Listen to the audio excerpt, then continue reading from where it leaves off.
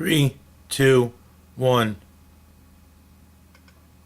Concerns because of the lack of clean drinking water. Police in one New Jersey town are fighting to keep their jobs. Fairlawn is scheduled to lay off 4 officers September 1st, the first layoffs in the town's history. To protest the move, today the state police union launched a Keep Our Cops Safe campaign. The town council says it was forced to make the move after losing more than $1 million in state aid. Police say the town is sacrificing safety for money. Studies have shown over the years that when the economy drops during times of recession, crime rises. Now is the time for local government here in Fairlawn and across this state to step up to ensure that history does not repeat itself. The state's police unions claim the town is using the layoffs to try to force the department to take mandatory furloughs.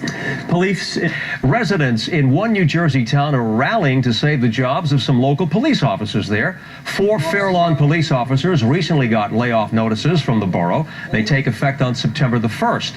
Local businesses are now posting signs in support of the department around town. The police union is launching a campaign to raise awareness about the cuts in an effort to get the borough to rethink the layoffs.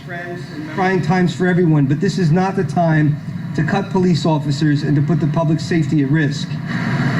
And if the layoffs proceed, the union says the department will be at its lowest staffing levels in 20 years. There's a lot more.